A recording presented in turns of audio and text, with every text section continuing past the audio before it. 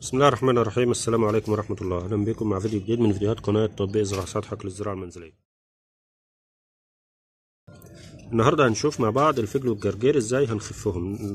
نلاحظ أنا زارع فجل وجرجير اهوت في الحوض، في مجموعات بتكون كثيفة زي اللي انتوا شايفينها دهيت، ومجموعات بتكون خفيفة خالص زي دهيت اهو.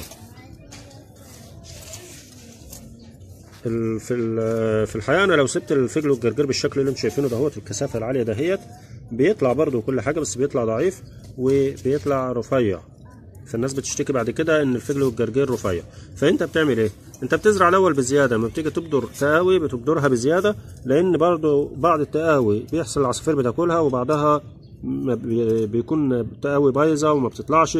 فانت مثلا ما بتبدرش على القد بالظبط، بتبدر بزياده، وبعد كده لما يكبر شويه زي ما انت شايف كده بتبدا تخله او تخفه. في الفلاحين في الارياف بيقولوا عليها تخله، وهي او تخففه يعني. الموضوع بكل بساطة بنيجي على الشجر دهوت، ده فجل وجرجير، ده فجل ابو ورقة عريضة خالص ده فجل، واللي ورقته صغيرة خالص ده جرجير، ان هو ده نفس الشكل ولكن واحدة كبيرة وواحدة صغيرة. انا بعمل ايه؟ باجي على الشجرة الضعيفة خالص واشيلها، يعني شجرة زي كده اللي شد حيلها ديت وبدأت تشد دي بسيبها، حاجة ضعيفة خالص باجي شايلها زي كده. العملية دهيت بتساعد ان النبات يكون ياخد راحته ويكبر. النبات اللي شادد حلو ده اللي انا هسيبه ياخد راحته ويشد ويكبر اكتر. اخلع وما تستخسرش وما يصعبش عليك النبات، علشان بعد كده تلاقي نبات يستاهل ان انت تاكل منه.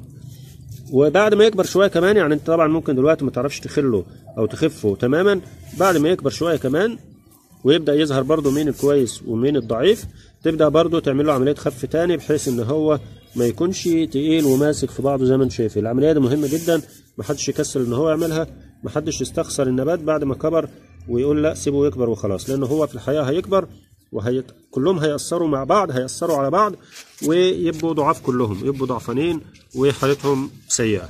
فده عمليه الخف ببساطه خالص. اسيبكم بقى واكمل انا خف، وفي النهايه ما تنسوش بس تعملوا لايك وشير واشتراك في القناه. كل لايك حضرتك بتعمله بيساعد على ان الفيديو يوصل لناس تانية مهتمه بالمجال وبتحب الزراعه وعايزه تتعلم. والسلام عليكم ورحمه الله.